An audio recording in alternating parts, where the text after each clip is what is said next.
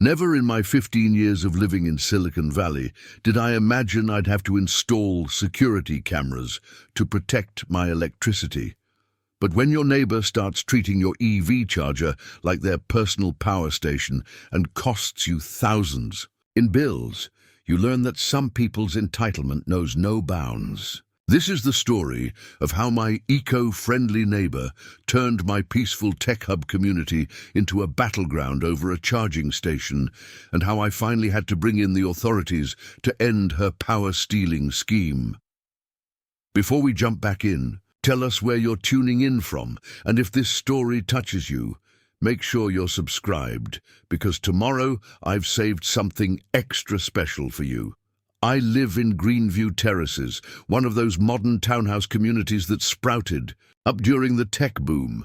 It's a cluster of sleek three-story homes with angular designs and floor-to-ceiling windows, each topped with gleaming solar panels that sparkle like diamonds in the California sun. Our community was designed to be a model of sustainable living, complete with shared gardens, rainwater collection systems, and originally plans for a community charging station that never quite materialized. My home sits at the end of a row of 6 connected units, each valued well over $2 million, standard fare for this part of Silicon Valley. I bought it back in 2009 when I joined one of the major tech companies as a software engineer.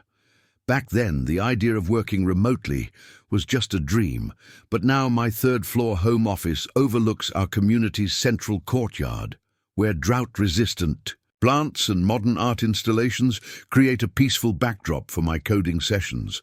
The community itself used to be tight-knit, the kind of place where neighbors would gather for monthly sustainability meetings to discuss everything from composting techniques to the latest in home automation. We'd collaborate on green initiatives, share tips about reducing our carbon footprints, and generally prided ourselves on being at the forefront of eco-friendly living. I served as the community's technology advisor, helping residents set up their smart home systems and troubleshooting solar panel optimizations. My own home was a testament to this sustainable lifestyle. I'd invested heavily in a comprehensive smart home system that monitored and optimized my energy usage. My solar panels were top of the line, feeding into a sophisticated battery storage system in my garage. The crown jewel of my setup was a Level 2 EV charging station I'd had professionally installed last year, a necessity for my new Tesla Model Y. The charging station was positioned perfectly in my designated parking space, its sleek design matching the modern aesthetic of our community. The installation had been a major project, requiring approval from the Homeowners Association and careful consideration of the shared power infrastructure. I'd paid extra to have dedicated meters installed, ensuring my power usage was completely separate from the community's shared electricity. The whole setup cost nearly $15,000, but I considered it a worthwhile investment in both convenience and sustainability. That all seemed perfect until 2 months ago, when Rachel Chen moved into the unit next to mine. She arrived in a brand new Porsche Taycan, immediately making waves in our community by demanding changes to our carefully crafted sustainability guidelines. At first, she seemed like just another tech executive, maybe a bit entitled, but nothing too unusual for our area. If only I'd known then how her arrival would turn my peaceful, eco-friendly haven into a battleground over kilowatts and property rights. Little did I know that my meticulously planned charging setup was about to become the center of a neighborhood drama that would test not just my patience, but the very principles our community was built on. Her moving truck caused the first ripples in our community's carefully maintained order. Instead of following our strict HOA guidelines about scheduled move-in windows, an enormous white truck appeared at 7 p.m., right during peak EV charging hours. The driver, clearly lost, had managed to block 3 charging spots while attempting To maneuver into position, I watched from my home office as Rachel emerged from her Porsche Taycan, engaged in what appeared to be an intense video call on her tablet. Several residents approached her about the truck's disruptive positioning, but she waved them off with perfectly manicured hands, never breaking stride in her conversation about quarterly projections and market penetration. "The truck's here now," she announced to no one in particular, her voice carrying that distinct Silicon Valley executive tone. "We're all just going to have to deal with it." The next 4 hours became a masterclass in how to alienate an entire community in record time. The movers, clearly exhausted from their delayed start, began unloading an endless stream of high-end tech equipment. Multiple boxes labeled Tesla. Powerwall raised eyebrows, especially since there had been no HOA approval for such installations. Curious about the Powerwall situation, I messaged Marcus, our community's electrical contractor, who had handled my charging station installation. His response was immediate and concerning. She asked about tapping into existing power systems. I explained that's not possible, but she seemed determined. "Watch your setup." That night, I enabled additional security features on my smart home system and set up alerts for any unusual power consumption patterns. Perhaps I was being paranoid, but something about Rachel's dismissive attitude and unauthorized power system plans set off alarm bells. The following days brought a parade of contractors to Rachel's unit. Through the floor-to-ceiling windows, I could see multiple large-screen displays being mounted and smart home systems being installed. What I didn't see was any work being done on proper electrical infrastructure or charging systems. During our weekly virtual community meeting, Rachel made her presence known in a way that confirmed my growing concerns. As our HOA president discussed updates to the community charging station project, she interrupted with pointed questions about resource sharing and community access to existing charging setups. "I don't understand why we're reinventing the wheel," she said, her video feed showing a meticulously arranged home office. "We already have charging infrastructure in place. Shouldn't we focus on optimizing what we have?" Her eyes seemed to bore through the camera directly at me. Dave, our HOA president, tried to maintain diplomatic professionalism. "Private charging stations are separate from community resources," he explained. "They're installed at individual expense and remain private property." Rachel's laugh carried a note of derision that made several participants visibly uncomfortable. "Private property? In the climate crisis? That's exactly the kind of thinking that's holding back progress." After the meeting, I noticed Rachel's Taycan had been repositioned, its charging port now conspicuously facing my station. That evening, my security cameras caught her taking photos of my charging setup from multiple angles, paying particular attention to the access panel and connection points. The next morning, I received an unexpected email from our HOA. Rachel had submitted a formal complaint about inequitable access to charging infrastructure and demanded a review of all private charging installations. She'd even cited California's green energy initiatives, though selectively and out of context. Looking out my window at her Taycan, gleaming in the California sun, I couldn't shake the feeling that this was just the beginning. Rachel hadn't come to join our community. She'd come to remake it according to her own rules, regardless of who or what stood in her way. The chime from my Tesla app woke me at 2:17 a.m. Groggy and confused, I checked the notification. Charging interrupted. I pulled up my security camera feed just in time to watch Rachel, still in business attire, casually unplugging my car and connecting her Taycan to my charger. My hands shook as I documented the theft. The charging logs revealed an alarming pattern. This wasn't the first time. Over the past week, there had been 4 other overnight charging sessions I'd missed. Each 4-hour session consumed roughly 50 kilodalton, adding up to over $120 in electricity costs at peak rates. I threw on a jacket and headed downstairs, determined to confront her immediately. But by the time I reached the parking area, Rachel had disappeared into her unit, leaving her Taycan happily siphoning my power. The brazenness of it was stunning. She hadn't even tried to hide her actions. Sleep was impossible after that. I spent the rest of the night compiling evidence, security footage, charging logs, electricity bills, and timestamps of each theft. By morning, I had a comprehensive document detailing every incident. At 7:30 a.m. sharp, I pressed her doorbell. Rachel answered in a crisp business suit, AirPods in place, emanating an aura of corporate authority. "We need to discuss your unauthorized use of my charging station," I stated firmly. She held up one manicured finger, apparently finishing a call. After a moment, she removed one AirPod. "Sorry, early meeting with Singapore. What's this about? Preparing." And narrating this story took us a lot of time. So if you are enjoying it, subscribe to our channel. It means a lot to us. Now back to the story.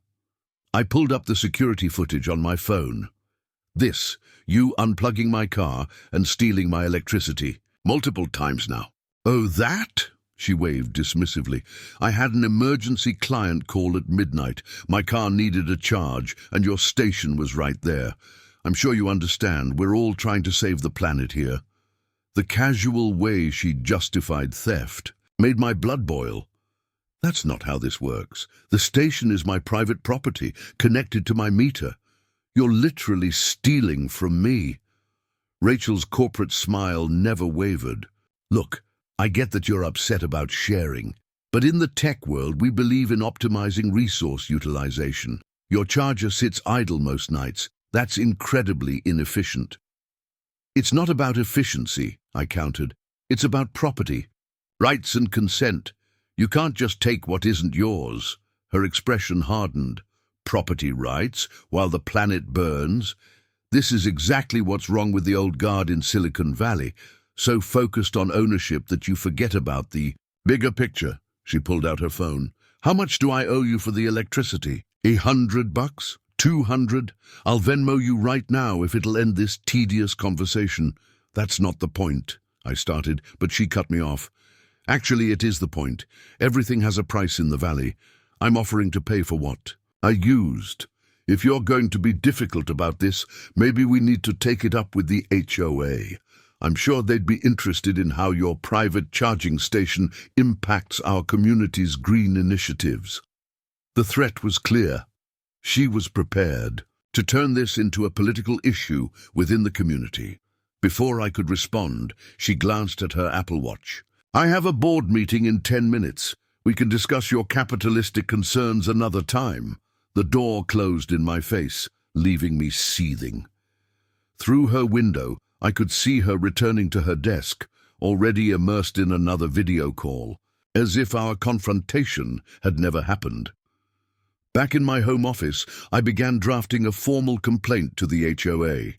But as I wrote, I realized Rachel had already begun spinning her narrative. My inbox contained 3 new community forum notifications. She'd posted about gatekeeping of green technology and the need for shared environmental responsibility.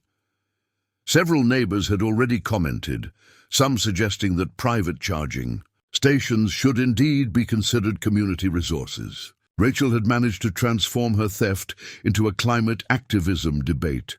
I closed my laptop, suddenly exhausted. Through my window I could see her Taycan, now fully charged with my electricity, its sleek profile reflecting the morning sun. On her balcony, Rachel was conducting another video call, gesturing enthusiastically as she paced. The realization hit me. This wasn't just about electricity theft anymore. Rachel was waging a sophisticated campaign to legitimize her actions through environmental activism and community politics. If I wanted to protect my property, I would need to think beyond simple security measures. The next few days brought a calculated escalation from Rachel that I hadn't anticipated. She leveraged her Silicon Valley connections to transform our private dispute into a full-blown community crisis. Her sustainable tech meetups became weekly events, drawing crowds of Tesla-driving tech executives who clogged our parking areas and transformed our quiet community into a bustling networking hub. These weren't just casual gatherings, they were carefully orchestrated propaganda sessions. Through my security camera's audio feed, I could hear her holding court on her balcony, talking about democratizing green technology and the need to disrupt traditional ownership models in the name of sustainability. My private charging station had become her favorite talking point, though she never mentioned it was privately owned and paid for. The real trouble started when she convinced several influential tech bloggers to attend one of her meetups. Soon, social media was buzzing with posts about our community's innovative approach to shared resources and grassroots environmental activism. Rachel was painting herself as a climate warrior fighting against outdated property concepts, while I was being portrayed as a resource-hoarding obstacle to progress, my inbox filled with messages from concerned neighbors. "Maybe we should consider a community charging program," one wrote. "Rachel's ideas about shared resources are quite compelling," said another. The HOA board, initially supportive of my property rights, began to waver under the pressure of Rachel's growing influence. The situation reached a new level of absurdity when Rachel announced she was launching a green tech sharing initiative pilot program. She distributed a sleek presentation deck to all residents, complete with professional graphics and environmental impact statistics. The proposal: all private charging stations should be added to a community pool managed by a democratic council, which she would chair, of course. I spent hours fact-checking her presentation. The environmental statistics were cherry-picked, the legal precedents misquoted, and the financial projections pure fantasy. But Rachel had mastered the Silicon Valley art of selling a vision, and many residents were buying into it. Late one evening, I received an urgent text from Marcus, our electrical contractor. "You need to see this," he wrote, attaching photos of an electrical permit application Rachel had submitted to the city. She was requesting approval to modify existing charging infrastructure for community access, specifically targeting my charging station. The application was riddled with technical inaccuracies and safety violations, but it was professionally packaged with environmental impact studies and community benefit analyses. Rachel had even included letters of support from several prominent tech executives who attended her meetups. I immediately contacted my lawyer, who confirmed my worst fears. While Rachel's application would likely be denied on technical grounds, she was laying groundwork for a larger battle. By framing this as a community environmental initiative, she was creating public pressure that could force the HOA to take action. The next morning, my security system alerted me to movement near the charging station. Rachel was there with a professional photographer, directing a photo shoot of all things. They took artistic shots of her Taycan next to my charging station, carefully framing the images to suggest a harmonious sharing of resources. Hours later, these photos appeared in a Medium article titled "The Future of Sustainable Communities, Breaking Down Barriers to Green Tech Access." The article, written by one of her tech industry connections, praised Rachel's innovative approach to community resource sharing and highlighted our complex as a model for future developments. The comment section filled with discussions about entitled homeowners and the need to prioritize environmental concerns over individual property rights. Several commenters suggested that private charging stations should be legally required to be shared resources, comparing it to public parking requirements. That evening, I watched from my window as Rachel hosted another meetup. The crowd had grown larger, now including several local environmental activists and even a city council member. Her balcony had been transformed into a presentation space, complete with a projector displaying graphs of carbon emissions and community energy usage. Could hear snippets of her speech. In times of climate crisis, can we really justify private ownership of green infrastructure? When our planet is burning, do property rights trump environmental responsibility? The attendees nodded along, typing furiously on their MacBooks and iPads, no doubt spreading her message further across social media. Rachel had succeeded in transforming a simple case of electricity theft into a philosophical debate about environmentalism and property rights in the digital age. My breaking point came at 3 a.m. on a Wednesday when my smart home system lit up with multiple alerts. The power monitoring app showed a massive surge in electricity consumption far beyond normal charging levels. The security feed revealed something shocking. Rachel and two men in unofficial-looking technician uniforms were attempting to modify my charging station's electrical panel. I immediately called the police while rushing downstairs. Through my security camera feed, I could see them working with professional tools, apparently trying to bypass the safety systems I'd installed. The potential dangers were enormous. Improper modifications to high-voltage systems could cause fires or electrocution. "Step away from the charging station now!" I shouted, startling them as I burst out of the building. Rachel, caught in the act, didn't even try to flee. Instead, she straightened up and adjusted her blazer as if this were simply another business meeting. "Oh, good. You're awake," she said coolly. "We're upgrading your charging system to accommodate community access. Our technical consultants assured me it's a simple modification." The technical consultants looked far less confident, especially when I mentioned that police were on their way. They quickly packed their tools and practically ran to their unmarked van, leaving Rachel alone to face the consequences of her attempted vandalism. "Those modifications could have killed someone," I said, my voice shaking with anger. "High-voltage systems aren't something you can just hack because it suits your agenda."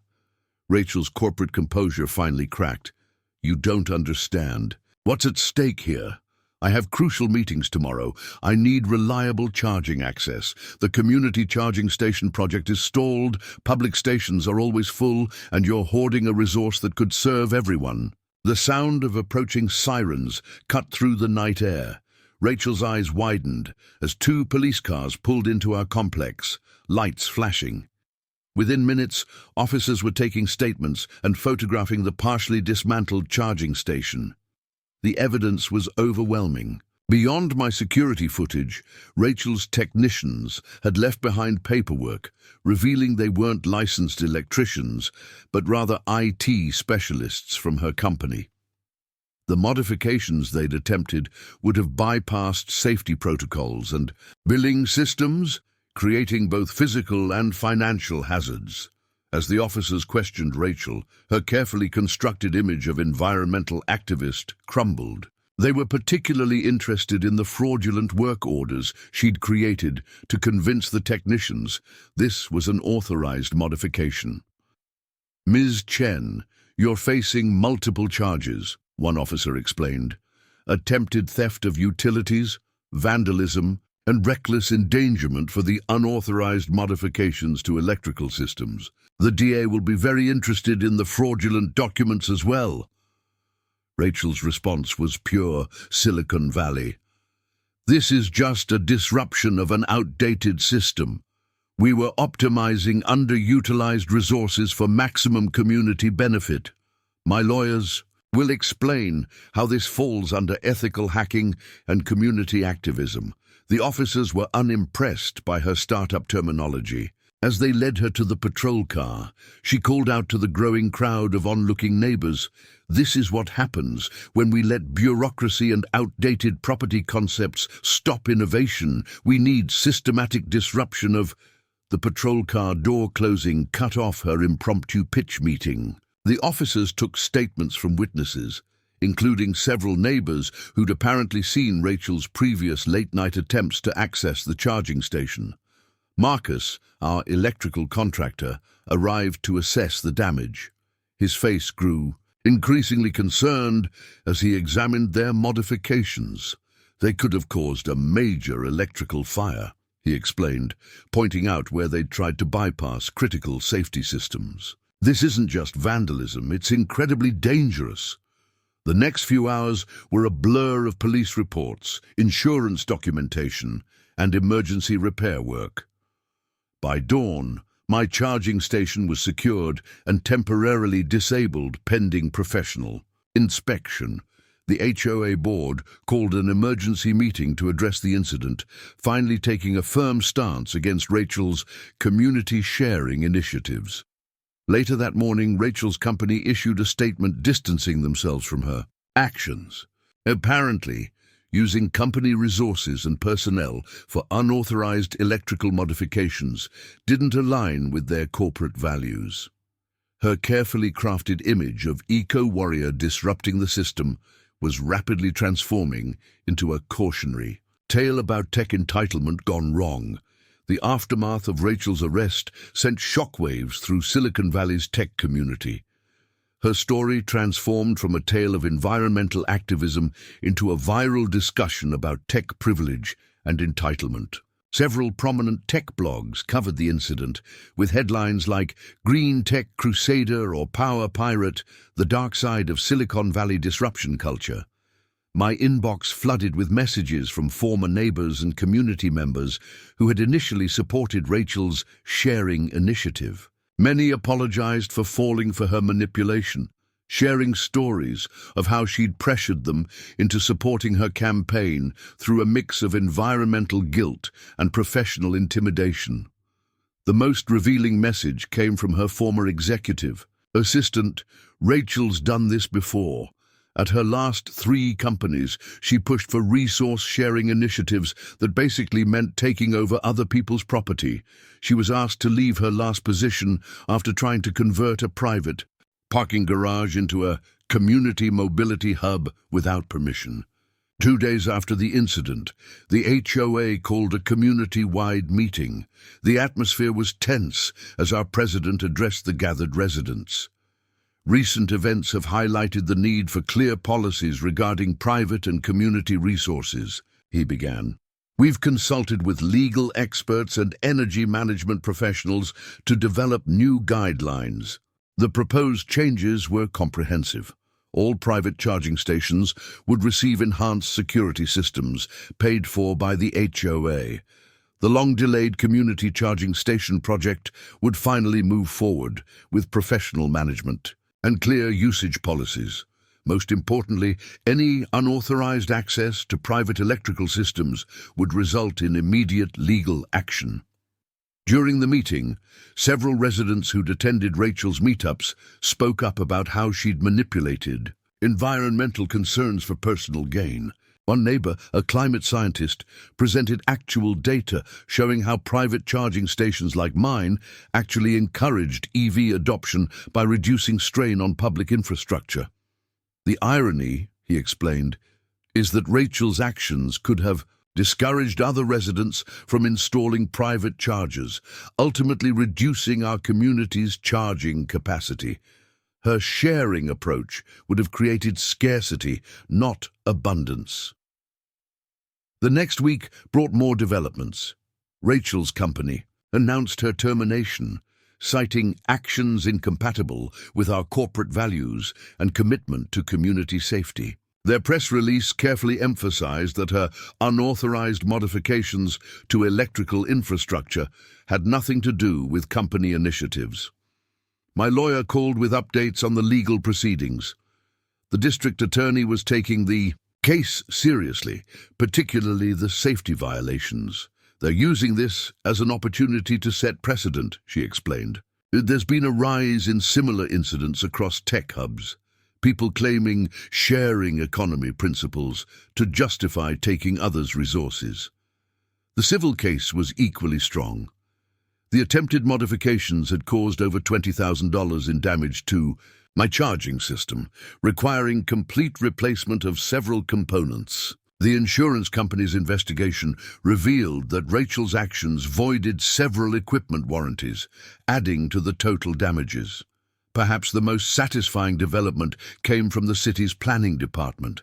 They fast-tracked approval for my upgraded charging system, which would include enhanced security features and automated usage monitoring. They even cited my case in new guidelines for private charging station protection. Marcus oversaw the installation of the new system, adding multiple fail-safes to prevent unauthorized modifications. "No one's hacking this setup," he assured me, pointing out the reinforced access panels and encrypted control systems. It would take a whole engineering team to bypass these security measures. The community began healing from the disruption. The HOA implemented new policies for community events, requiring permits for any gatherings over a certain size, a direct response to Rachel's meetups that had overwhelmed our parking facilities. They also installed security cameras throughout the complex, paid for by the fines levied against Rachel's unit. Rachel's Taycan disappeared from the property, replaced by moving trucks working after properly scheduled hours. Through the grapevine, I heard she'd relocated to another tech hub, though her reputation in Silicon Valley was permanently damaged. Several venture capital firms had apparently removed her from their investment consideration lists, citing concerns about liability and judgment. The incident sparked broader discussions in the tech community about the limits of disruption culture. Industry blogs and forums debated where innovation ended and entitlement began. My case became a cautionary tale in corporate ethics seminars about respecting property rights while pursuing environmental goals. 6 months after Rachel's dramatic departure, our community had undergone a remarkable transformation. The incident, though stressful, catalyzed positive changes that none of us had anticipated. The new community charging station, finally completed with professional management systems, became a model for other developments. We even had tech journalists visiting to document our balanced approach to private and shared charging infrastructure. My own charging station, now rebuilt with state-of-the-art security features, became part of a case study for manufacturers. They were particularly interested in how we'd integrated advanced authentication systems with power management. The upgrades, fully covered by Rachel's restitution payments, included features like biometric access control and real-time power monitoring that would prevent any future unauthorized access attempts. The legal proceedings concluded with unexpected thoroughness. Rachel faced not only civil penalties but also criminal charges for the attempted modification of electrical systems. Her plea deal required her to complete community service hours specifically focused on electrical safety education, a fitting consequence for someone who dismissed basic safety protocols as outdated thinking. More surprising was the impact on Silicon Valley's startup culture. Several prominent venture capital firms began including resource respect protocols in their investment criteria, explicitly requiring startups to detail how they would achieve their goals without infringing on private property rights. One VC partner even invited me to speak at their annual portfolio company meeting about the importance of balancing innovation with respect for existing infrastructure. The HOA's new policies became a template for other communities. Our president was invited to speak at regional property management conferences about handling tech-enabled property disputes. The guidelines we developed for managing private versus community resources were adopted by several other upscale developments. Facing similar challenges, what fascinated me most was watching the ripple effects through social media. The tech influencers who had initially championed Rachel's sharing revolution now wrote thoughtful pieces about the importance of consent in community initiatives. The conversation shifted from disruption at any cost to responsible innovation that respected both individual rights and community needs. My own perspective on community living evolved as well. The incident showed me how quickly technology could become a flashpoint for conflict, but also how it could bring people together when properly managed. Our weekly community meetings now included productive discussions about balancing individual investments with community benefits without the polarizing rhetoric Rachel had introduced. The security camera footage from the night of Rachel's attempted charging station modification became training material for local law enforcement. They used it to educate officers about the increasingly technical nature of property crimes in affluent areas. We're seeing more cases where people use technical expertise to justify theft, one officer explained during a community safety workshop. Marcus, our electrical contractor, expanded his business to specialize in securing private charging infrastructure. He developed a consulting practice, helping other communities prevent similar incidents, often citing our case as a turning point in how residential areas approach EV charging security. People finally understand that electrical infrastructure isn't just about convenience, it's about safety and security too, he told me. Perhaps the most satisfying outcome was the completion of our community's green energy initiative. Without Rachel's disruptive presence, residents worked together to implement a comprehensive sustainability plan that respected both private property and community needs. We installed solar panels on common areas, established a legitimate power-sharing program for public spaces, and created clear guidelines for future technology additions. The incident even improved our property values. Real estate agents began highlighting our secure and well-managed charging infrastructure as a selling point. One agent told me that potential buyers specifically asked about our charging policies, having heard about similar disputes in other tech-heavy neighborhoods. Looking back, I realized that Rachel's actions, though destructive, had inadvertently strengthened our community. We'd learned valuable lessons about the importance of clear boundaries, professional installation, and management of technical infrastructure, and the need to balance individual rights with community benefits. The experience showed us that true innovation doesn't come from ignoring rules and boundaries, but from finding creative ways to work within them for everyone's benefit.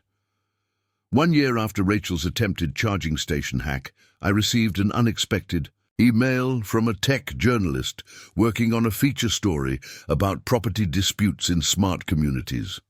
She'd been tracking similar incidents across various tech hubs and wanted to interview me about how our community had transformed the crisis into an opportunity for positive change. During our conversation, she revealed a pattern I hadn't noticed. Rachel wasn't an isolated case. There was a growing trend of tech professionals using environmental activism as cover for what essentially amounted to property theft. "We're calling it green privilege," the journalist explained.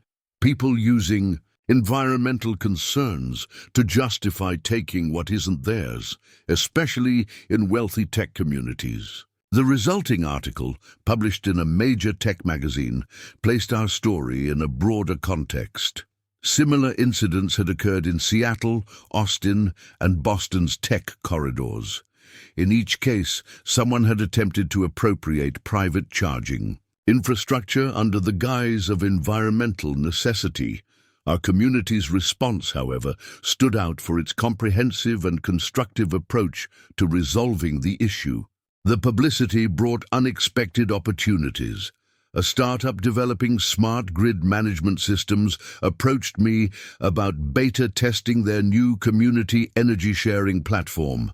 Unlike Rachel's forced sharing approach, their system used blockchain technology to create a legitimate consent-based power exchange network. Residents could opt in to share excess charging capacity for credits, with all transactions securely logged and fairly compensated.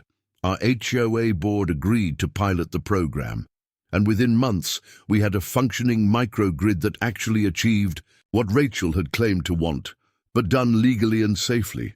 Participating residents could share excess charging capacity during off-peak hours, earning credits for their own charging needs during peak times. The system's success attracted attention from utility companies and city planners looking to solve EV charging challenges in urban areas. The experience also led to changes in how tech companies vetted potential executives.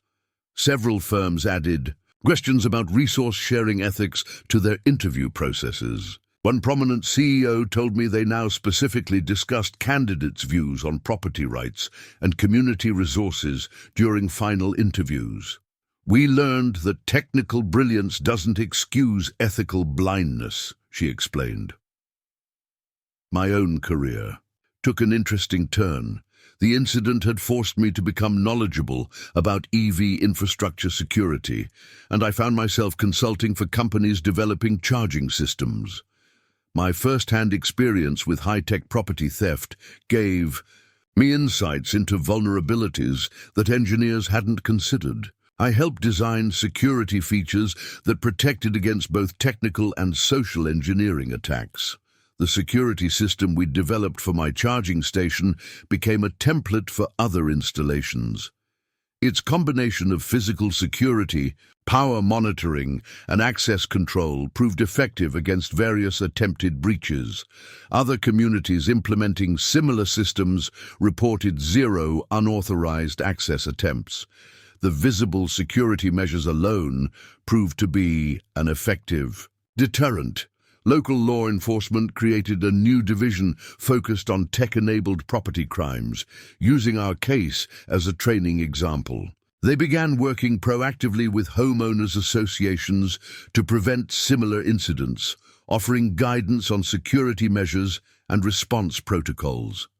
The officer who'd handled Rachel's arrest became a sought-after speaker at property management conferences. The most meaningful change came in how our community approached new technology adoption. Instead of rushing to embrace every new disruption, residents developed a thoughtful framework for evaluating innovations. We considered not just the technical benefits, but also the social and ethical implications of new systems. Our monthly tech forums became models of constructive dialogue about balancing progress with property rights. Rachel's story continued to evolve in unexpected ways. Through professional networks, I heard she'd undergone something of a transformation. After completing her mandated community service, she started a legitimate company developing software for managing shared charging networks.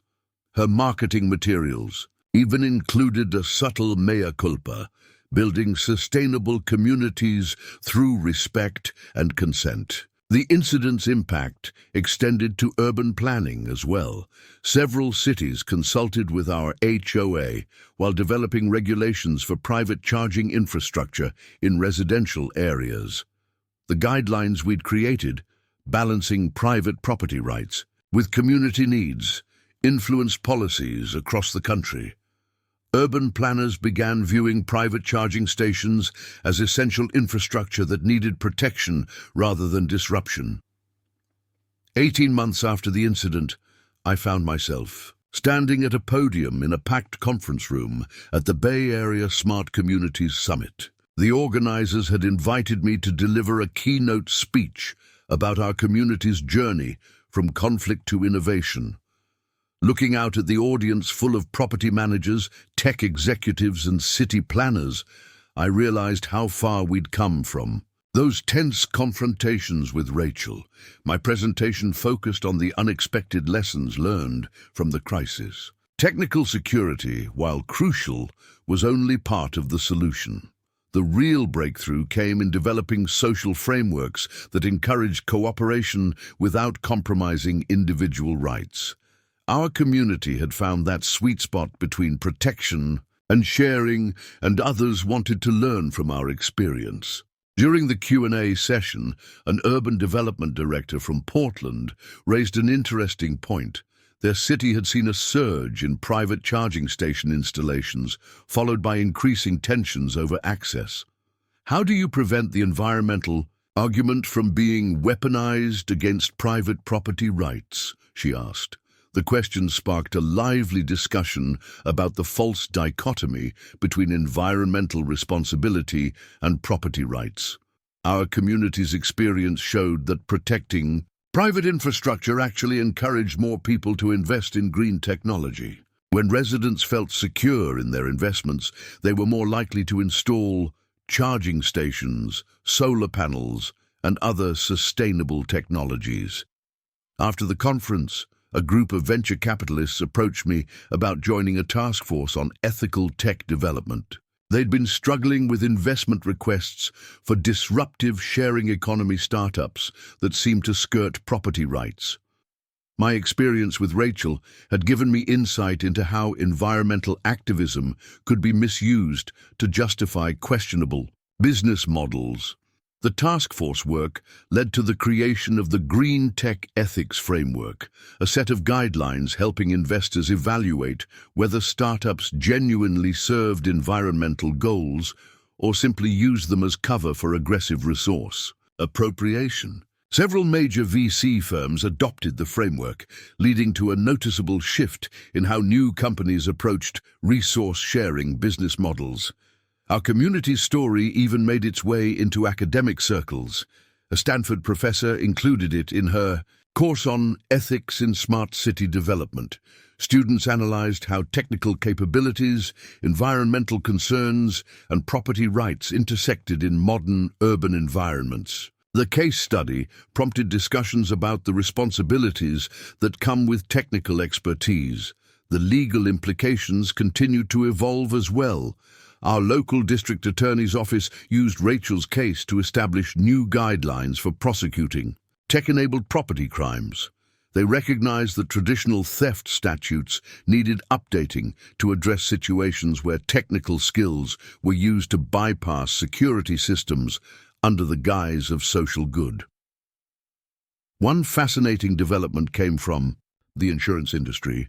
Companies began offering specialized coverage for private charging infrastructure, with premium discounts for implementing security measures similar to ours. The insurance underwriters had noticed a pattern of costly damages from unauthorized modifications and created policies specifically addressing these risks. The ripple effects reached the electric vehicle industry itself. Manufacturers started incorporating enhanced security features into their charging equipment, moving beyond simple lockouts to include authentication systems and tamper detection. Several companies consulted with me about user experience design that balanced convenience with security. Our HOA's monthly tech forums evolved into a community think tank, attracting participants from neighboring developments. We tackled challenges like balancing private solar installations with community grid needs, managing shared battery storage systems, and creating fair policies for energy trading between residents. The solutions we developed were shared through a growing network of smart communities. The most gratifying outcome was seeing how our experience influenced the next generation of tech leaders. Local coding boot camps and engineering programs began, including ethics modules that used our case study to illustrate the real-world implications of technical decisions. Students learned that innovation required more than just technical skill. It needed ethical awareness and respect for existing rights. Marcus, our electrical contractor, partnered with a security firm to develop a certification program for EV charging installation specialists. The program emphasized both technical competence and ethical considerations, teaching contractors how to help clients protect their infrastructure while supporting legitimate community sharing initiatives. His courses quickly became mandatory for contractors working in high-end residential developments. 2 years after Rachel's attempted charging station hack, a documentary filmmaker contacted me about featuring our community in a series about technology and property rights in the modern age. as I walked her through our transformed community, showing her the sophisticated security systems and thriving community charging network that had emerged from the conflict. I reflected on how a crisis had turned into an opportunity for genuine innovation. The filmmaker was particularly interested in interviewing residents who had initially supported Rachel's sharing initiative, but later changed their perspectives. Their stories revealed how environmental activism could be manipulated, but also how communities could find legitimate ways to balance individual rights with collective benefits. What surprised me most, one neighbor told the camera, was discovering that protecting private property actually accelerated our environmental progress. Once people felt secure in their investments, they were more willing to participate in legitimate sharing programs. The documentary captured how our community had evolved from conflict to collaboration, becoming a model for other developments facing similar challenges. During the filming, we received news that carried a touch of irony. Rachel's new company, focused on legitimate charging network software, had won a major contract to help manage municipal EV infrastructure. She'd apparently learned from her mistakes and channeled her energy into creating genuine solutions rather than appropriating others' resources. Her company's press release even credited our community's response to her actions as a wake-up call about the importance of consent in resource sharing. The film crew captured a milestone moment, the inauguration of our community's expanded charging network. Unlike Rachel's forced sharing approach, this system represented true innovation. Residents could voluntarily participate in a sophisticated power-sharing network, earning credits for allowing others to use their charging stations during specified hours. The blockchain-based accounting system ensured transparent and fair compensation for all participants. Our success attracted attention from city planners across the country. They were particularly interested in how we'd managed to increase charging capacity without relying solely on public infrastructure. The combination of secure private stations and opt-in sharing programs proved more effective than either approach alone. Several cities began incorporating our model into their urban development guidelines. The tech industry's response to our story continued to evolve. Major companies developing smart city technologies now emphasized consent and security in their designs. The GreenView incident, as it became known in tech circles, was frequently cited in discussions about ethical innovation. Product managers learned to ask not just, can we do this, but should we do this, and how can we respect everyone's rights while doing it? One unexpected outcome was the formation of the Smart Community Rights Alliance, a coalition of homeowners, associations and property managers focused on protecting resident rights in increasingly connected communities. I served as a technical advisor, helping them develop guidelines for securing private infrastructure while fostering legitimate sharing initiatives. Local law enforcement's Tech Crimes Division expanded their preventive program, working with other departments nationwide to address similar challenges. They created a database of incident patterns and effective responses, helping communities prevent unauthorized access to private infrastructure before it became a problem. Our case study became required reading for officers specializing in tech-enabled property crimes. The insurance industry continued to evolve its approach to protecting smart home infrastructure. New policies specifically covered unauthorized modifications to charging stations and other smart systems.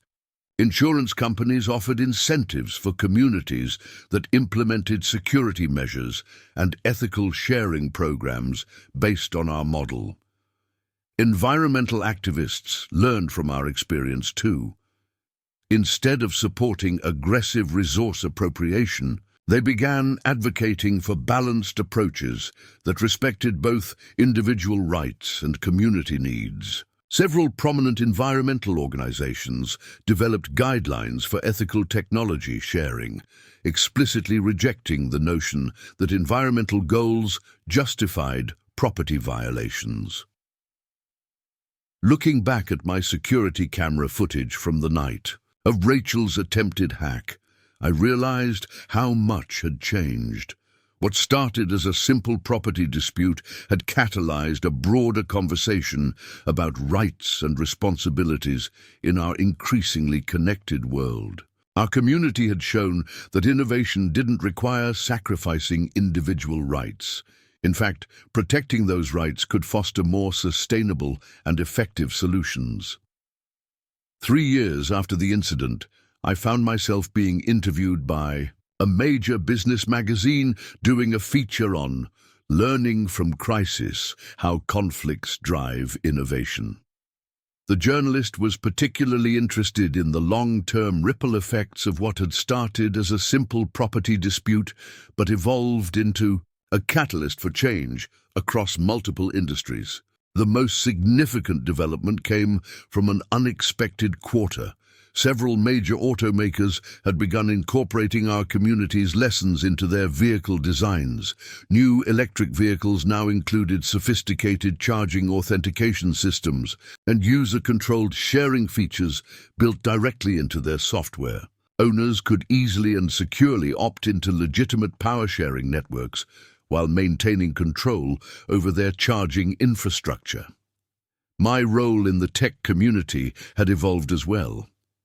What started as defending my personal property had transformed into a broader mission of helping communities navigate the intersection of technology and property rights.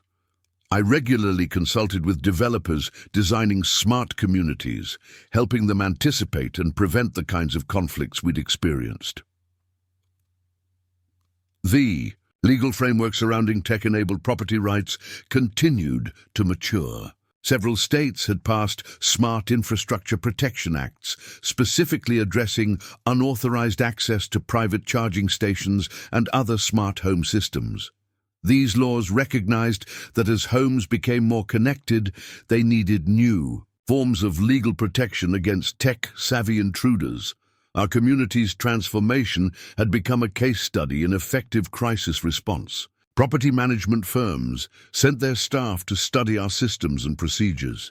They were particularly interested in how we'd balance security with accessibility, creating protected private infrastructure while fostering legitimate sharing programs that benefited everyone. The homeowners association industry underwent its own evolution, partly inspired by our experience. Professional property managers now receive training in handling tech-enabled disputes and managing smart community resources. Our HOA president frequently spoke at industry conferences about the importance of staying ahead of technological changes while protecting resident rights. Environmental organizations learned valuable lessons about effective advocacy.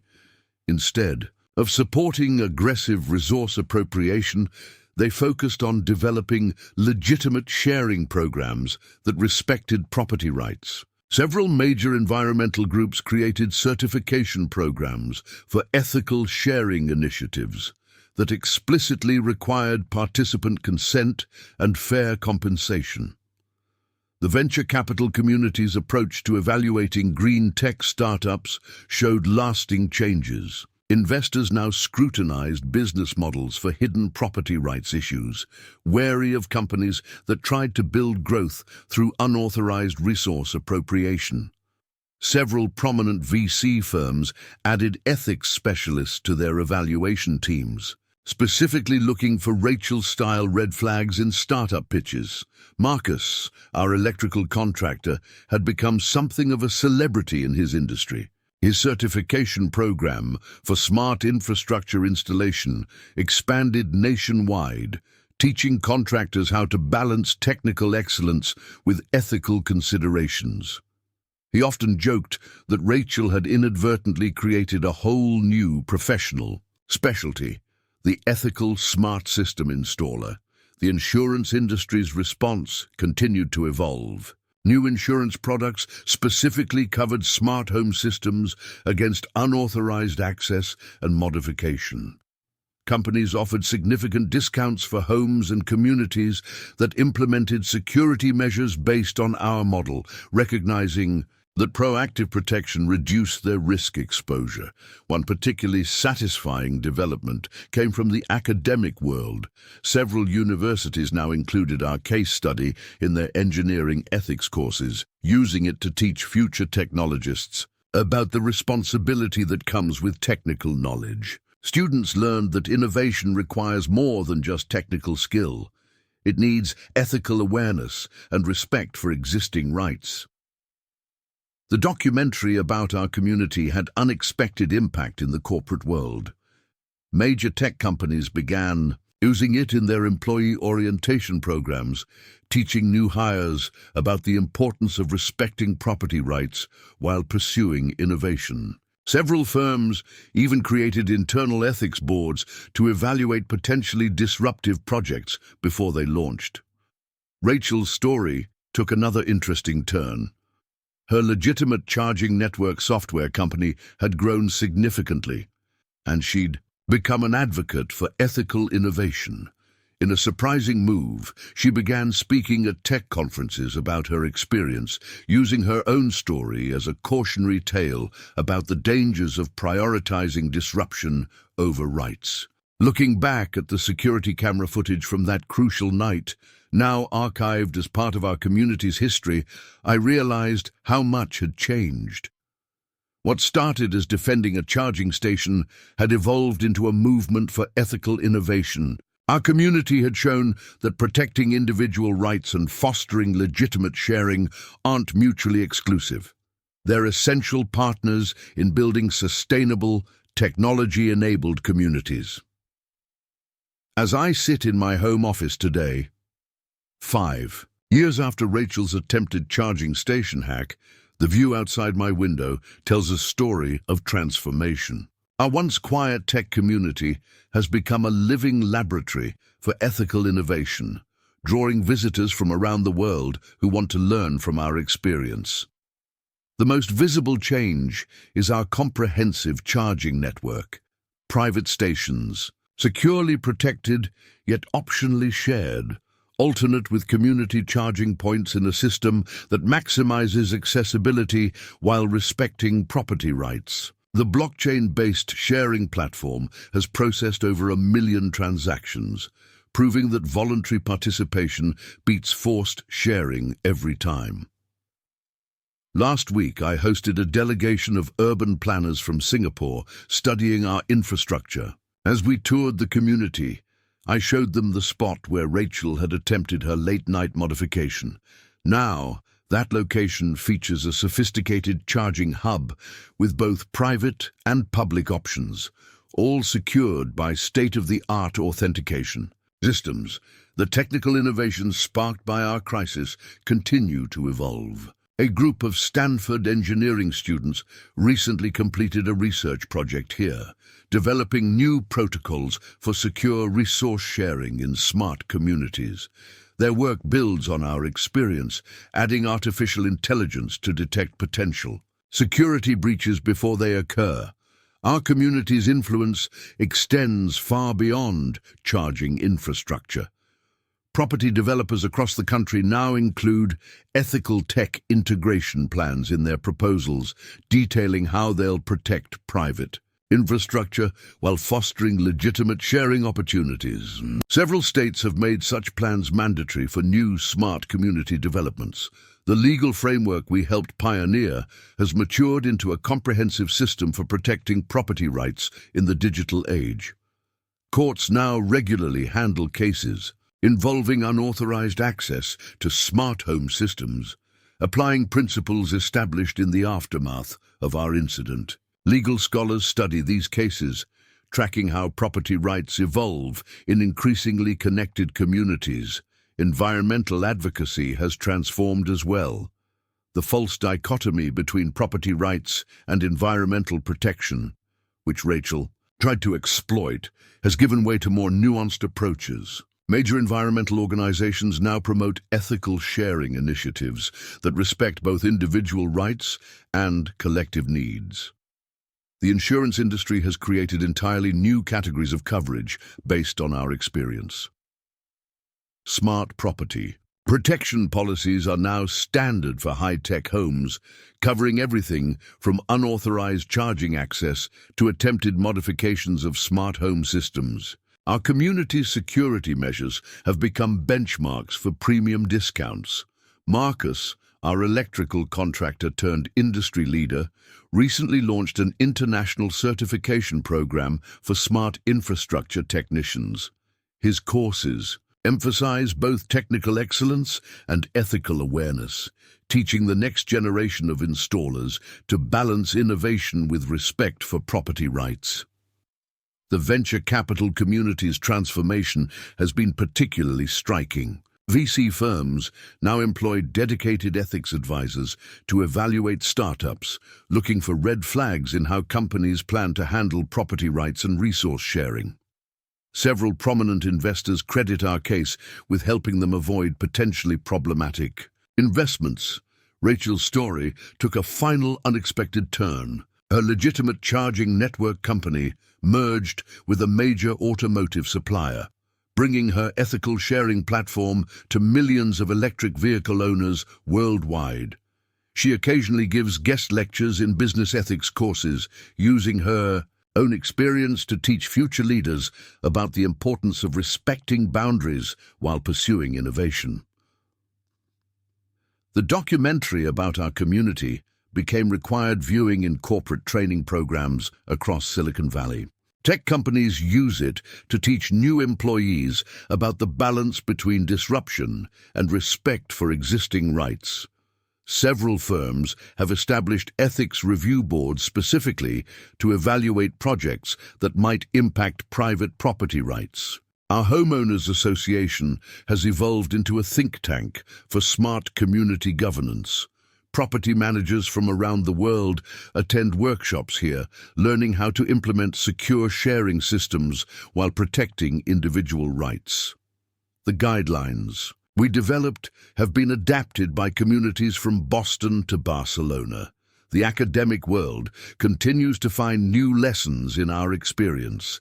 Engineering schools use our case study to teach future technologists about the ethical implications of their work.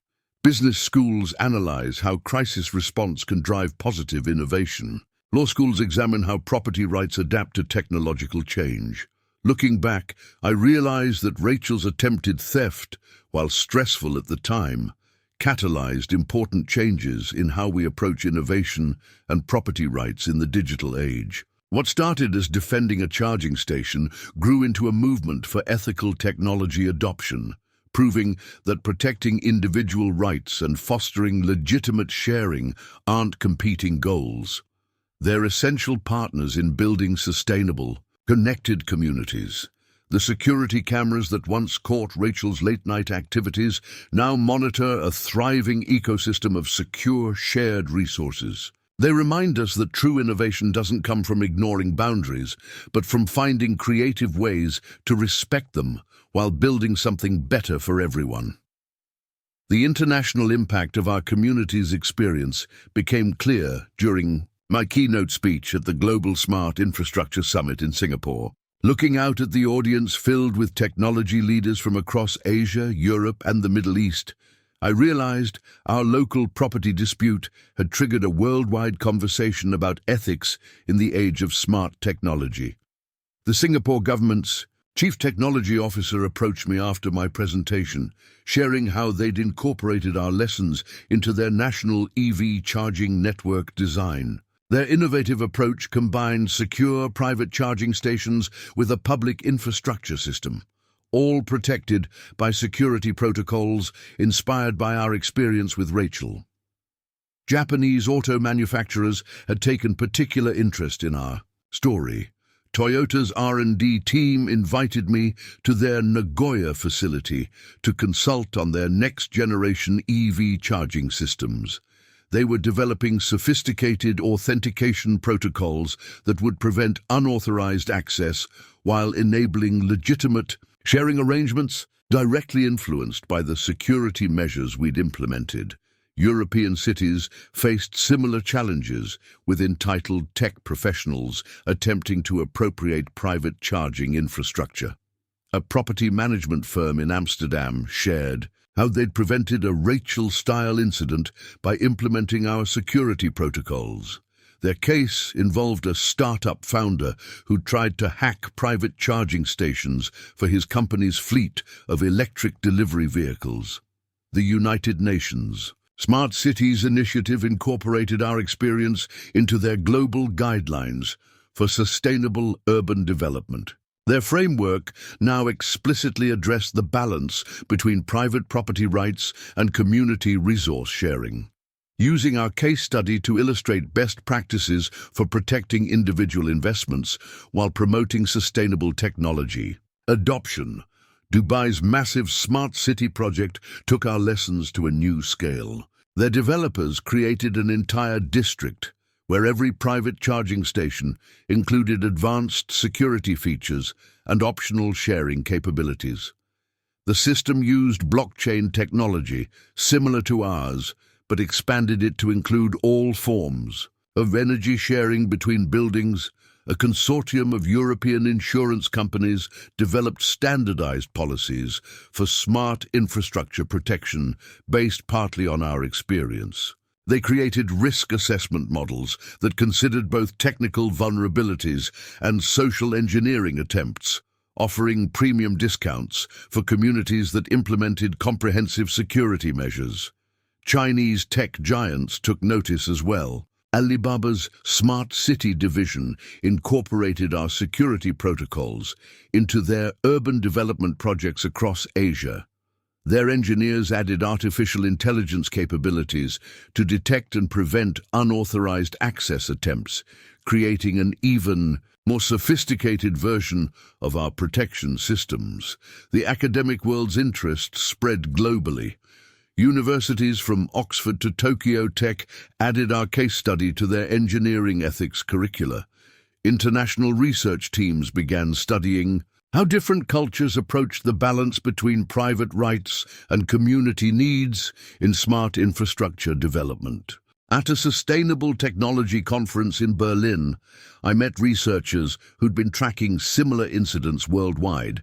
They documented dozens of cases where tech professionals had attempted to appropriate private charging infrastructure, often using environmental justifications similar to Rachel's. Our community's response had become a blueprint for preventing and addressing such attempts. The World Economic Forum included our story in their report on ethics in smart city development. They highlighted how our experience demonstrated the importance of protecting individual rights while pursuing technological advancement. The report influenced how international development banks evaluated funding requests for smart city projects. South Korean developers created an entire smart neighborhood inspired by our security model. Their system went even further, integrating charging station protection with comprehensive smart home security. Residents could safely share excess charging capacity while maintaining complete control over their private infrastructure. A Swiss technology institute developed new professional certifications for smart infrastructure security, building on Marcus's training program. Their courses addressed cultural differences in how communities approach resource sharing, helping international developers implement secure systems that respected local customs and legal frameworks. The international media continued to find new angles in our story. A BBC documentary explored how different cultures viewed the balance between individual rights and community needs in the digital age. They contrasted our Silicon Valley experience with similar situations in European tech hubs and Asian smart cities. Global environmental organizations adjusted their approach to resource sharing advocacy. Greenpeace's International Technology Division published new guidelines for sustainable infrastructure development that explicitly rejected forced sharing approaches. They promoted our model of protected private investment combined with voluntary sharing programs. The arrival of quantum computing brought unexpected relevance to our community's experience with charging station security. Tech companies developing quantum-resistant encryption protocols studied our case to understand how traditional security measures might need to evolve. IBM's quantum research team invited me to collaborate on developing next-generation protection systems for smart infrastructure. Our community became a testing ground for advanced security features that could withstand both classical and quantum hacking attempts.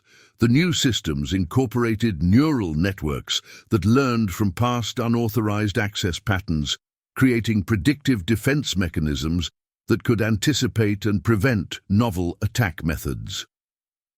The integration of artificial intelligence into charging station security yielded fascinating results. Machine learning algorithms analyzed usage patterns to detect anomalies that might indicate unauthorized access attempts. One system successfully prevented a sophisticated hack attempt by recognizing behavioral patterns similar to Rachel's approach. Robotics. Companies developing autonomous charging systems sought our input on security protocols. Their self-driving charging robots needed to distinguish between authorized and unauthorized access requests while navigating complex property rights issues. Our experience helped shape the ethical guidelines for these autonomous systems. Virtual reality companies created training simulations based on our case study.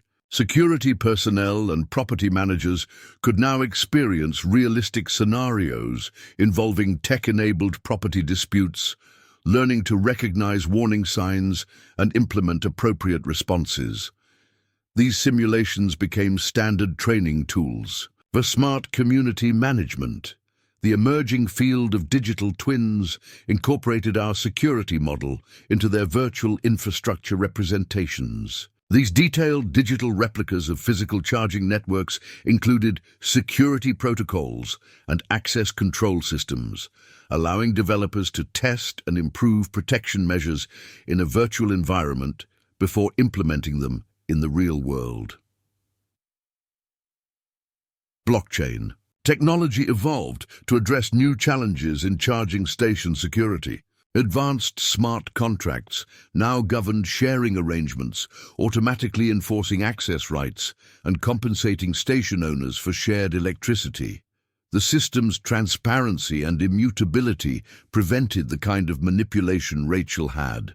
Attempted dot-edge computing applications brought security processing closer to charging stations, reducing response times for threat detection. Distributed sensors monitored physical and digital access attempts, sharing data through secure mesh. Networks that could identify and respond to unauthorized activities in real time. The Internet of Things, IoT security community incorporated our lessons into their device protection standards.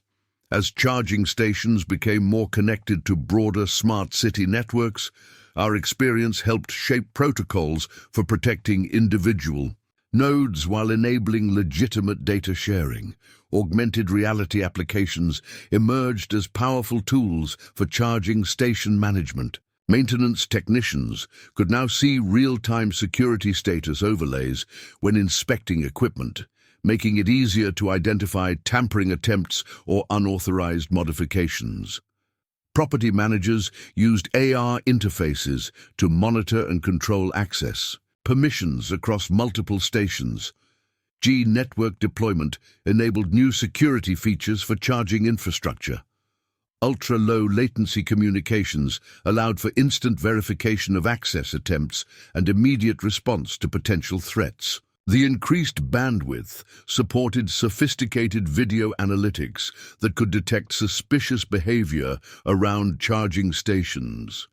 Biometric authentication systems adapted our security principles for physical access control. Charging stations now incorporated fingerprint readers, facial recognition, and behavioral analysis to ensure only authorized users could access the equipment. These systems proved particularly effective at preventing social engineering attempts similar to Rachel's approach. The development of smart materials brought innovation to physical security measures. New charging cables incorporated sensors that could detect tampering attempts, while adaptive materials changed properties to prevent unauthorized connections. These advances made it virtually impossible to bypass security through hardware manipulation. Energy. Grid security experts studied our case to improve protection for the broader power infrastructure. As private charging stations became more integrated with smart grids, our experience helped shape protocols for maintaining individual control while enabling grid-level power management. Drone technology found applications in charging station security. Autonomous drones now patrolled larger charging facilities using advanced cameras and sensors to monitor for unauthorized access attempts. AI systems analyzed the drone footage in real time, alerting security personnel to suspicious activities. The emergence of quantum sensors enabled new approaches to physical security. These ultra-sensitive devices could detect minute changes in electrical fields, making it impossible to tamper with charging equipment without triggering alarms. The technology proved particularly effective at preventing sophisticated bypass attempts. Popular culture began reflecting the broader implications of our community's experience in unexpected ways. A hit Silicon Valley streaming series featured a storyline inspired by Rachel's actions, exploring themes of tech entitlement and property rights in the digital age. The episode sparked widespread social media discussions about the boundaries between innovation and appropriation. Tech industry recruiters developed new psychological screening tools to identify Rachel syndrome in potential hires. Companies realized that technical brilliance sometimes came with a dangerous sense of entitlement, leading them to prioritize candidates who demonstrated respect for boundaries alongside innovation skills. Social psychologists studying tech culture used our case to explore the phenomenon of ethical blind spots in highly skilled professionals. Their research revealed how technical expertise could sometimes lead to a distorted sense of rights and privileges, particularly in affluent tech communities where traditional rules seemed optional to some. A new genre of professional development. Courses emerged, focusing on ethical innovation in the tech sector. These programs used our story to teach entrepreneurs how to pursue disruptive ideas without violating individual rights. Major tech accelerators made these courses mandatory for their startup founders. The gaming industry created simulation games that challenged players to balance innovation with ethics. One popular title put players in charge of a smart community, requiring them to manage resources and respect property rights while pursuing technological advancement. The game became a teaching tool in business schools. Corporate anthropologists studied how our incident influenced workplace culture in tech companies.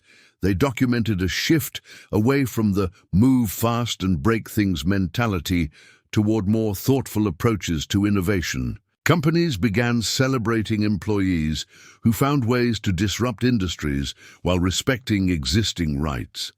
Digital ethics philosophers used our case to explore questions about property rights in increasingly connected communities. Their work led to new frameworks for understanding ownership and access in smart cities, influencing how developers approached resource-sharing systems. A new professional role emerged: the Smart Community Ethics Officer. These specialists help developments navigate the complex intersection of technology, property rights, and community needs. Their training programs incorporated extensive study of our case and its implications.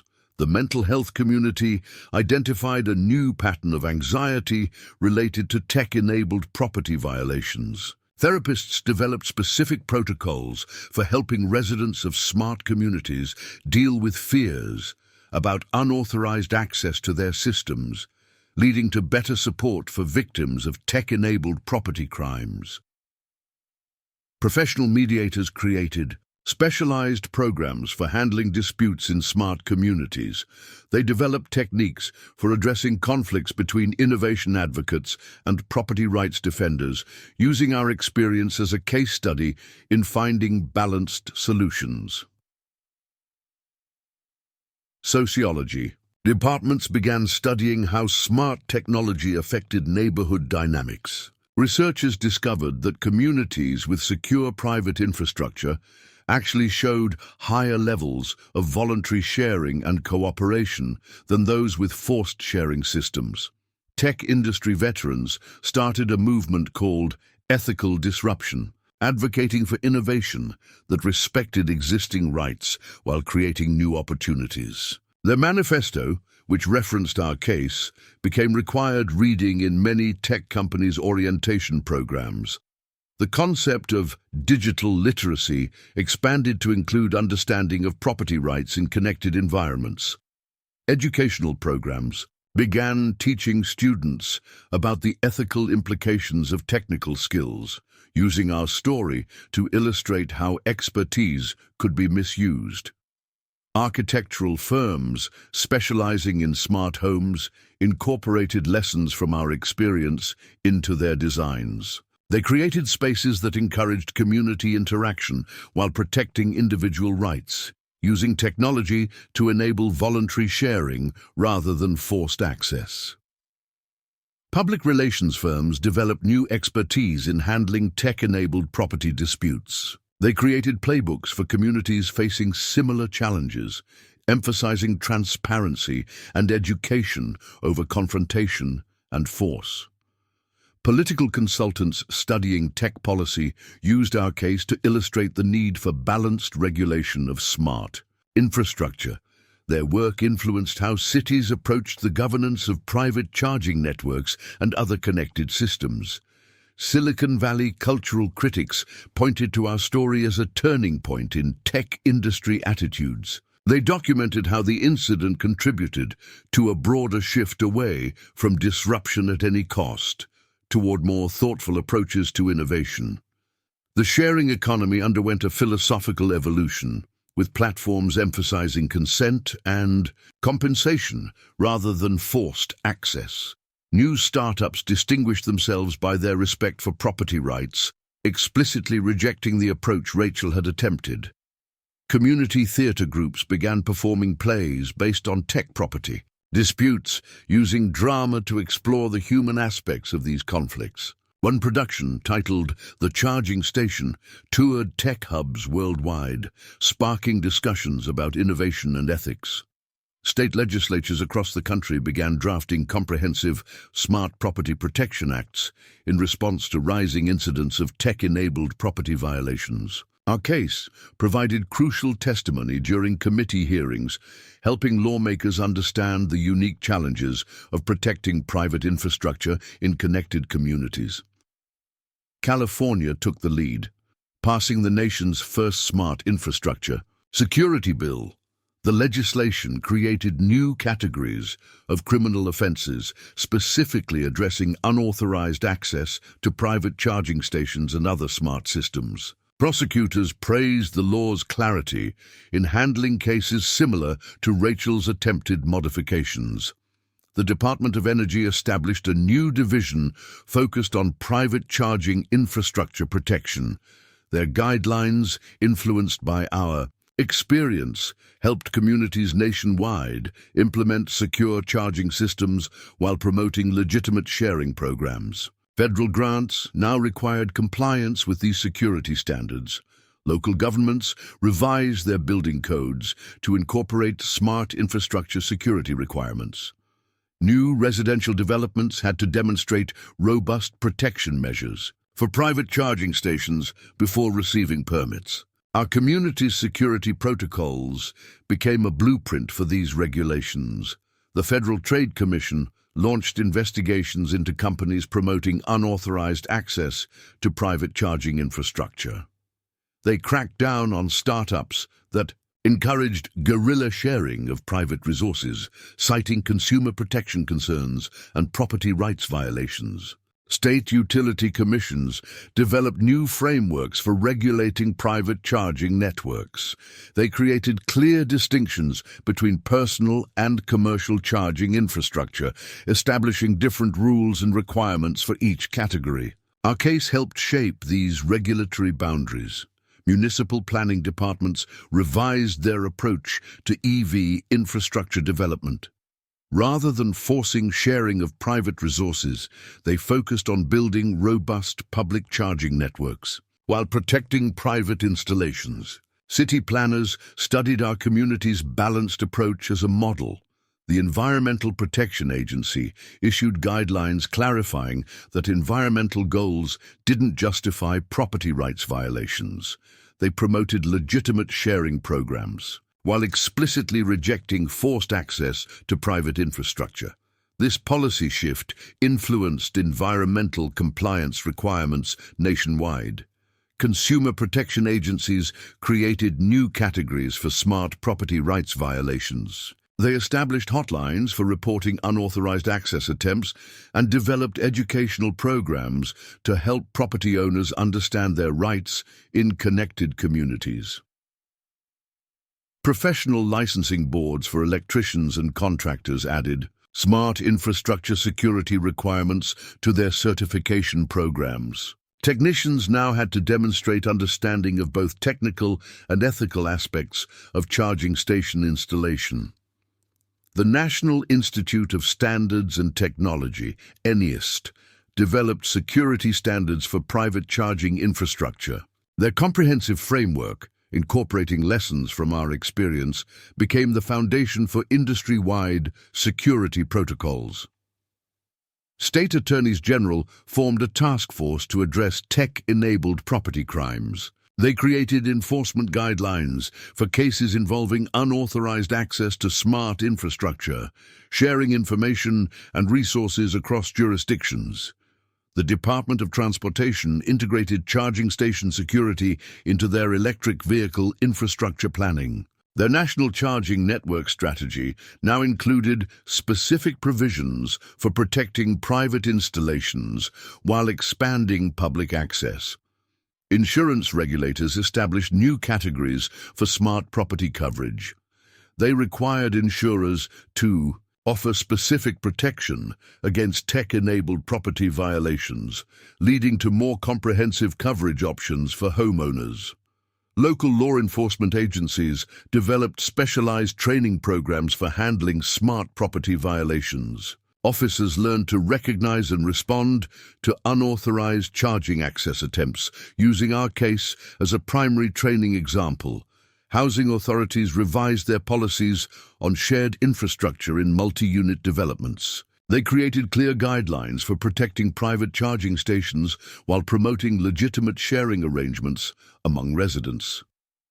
The Federal Communications Commission addressed security requirements for wireless charging systems. Their regulations ensured that wireless charging technologies included robust access controls and authentication systems. State energy commissions developed frameworks for managing private-public charging partnerships. They created models for communities to expand charging access without compromising individual property rights, often citing our experience as a success story. Municipal courts established specialized dockets for handling smart property disputes. Judges received training in both technical and legal aspects of these cases, enabling more informed decisions in similar situations. The Department of Homeland Security included private charging infrastructure in their critical infrastructure protection guidelines. They recognized that securing these systems was essential for maintaining grid stability and preventing widespread disruptions. Tech startups began developing specialized security solutions inspired by our experience. One particularly innovative company created Charge Safe, a comprehensive protection system using artificial intelligence to detect and prevent unauthorized access attempts. Their system could identify potential threats by analyzing behavior patterns similar to Rachel's approach. Major automotive manufacturers incorporated advanced authentication protocols into their vehicles' charging systems. Tesla introduced a secure charge feature that required biometric verification before connecting to private charging stations, while BMW developed encrypted communication between vehicles and charging points to prevent unauthorized access. The home automation industry underwent a significant transformation. Companies like Nest and Ring integrated charging station security into their smart home ecosystems, creating unified protection systems that monitored both physical and digital access attempts. Their platforms could instantly alert homeowners to any unauthorized charging activities. Silicon Valley venture capital firms established new investment criteria for charging infrastructure startups. They required clear plans for protecting private property rights and promoting legitimate sharing arrangements. Several prominent VCs created dedicated funds for ethical charging innovation, explicitly excluding companies that promoted unauthorized access. The emergence of smart contracts revolutionized charging station sharing. Ethereum-based platforms enabled automatic, trustless transactions between station owners and users, ensuring fair compensation and preventing unauthorized access. These systems made Rachel's approach technologically impossible while facilitating legitimate sharing. Charging station manufacturers developed modular security upgrades for existing installations. These retrofit kits included advanced authentication systems, tamper detection sensors, and secure communication modules. Our community's charging stations served as test beds for these new security features. The rise of charging networks as a service created new business models. Companies offered comprehensive management solutions for private charging stations, handling security, maintenance, and optional sharing programs. These services made it easier for individuals to protect their investments while participating in legitimate sharing arrangements. Mobile app developers created sophisticated charging station management platforms. These apps enabled station owners to monitor usage, set access permissions, and track energy consumption in real time. Some apps included community features that facilitated legitimate sharing while maintaining security. Cybersecurity firms specialized in charging infrastructure protection emerged. They offered continuous monitoring services, threat detection, and rapid response capabilities. Several companies developed AI-powered systems that could predict and prevent unauthorized access attempts based on patterns identified in our case. The Internet of Things, IoT security industry, adapted our lessons. For broader applications, companies developed new protocols for protecting connected devices while enabling legitimate resource sharing. These solutions address similar challenges across various smart home technologies. Energy management systems incorporated advanced security features. Grid operators developed sophisticated monitoring systems that could detect unauthorized power consumption and prevent theft through charging station modifications. These systems helped utilities support private charging infrastructure while maintaining grid stability. Wireless charging technology evolved with built-in security measures. Companies developed systems that required authenticated handshakes between vehicles and charging pads, making unauthorized access virtually impossible. Some systems incorporated physical security features that disabled charging capabilities when tampering was detected. The emergence of charging station insurance created a new insurance category.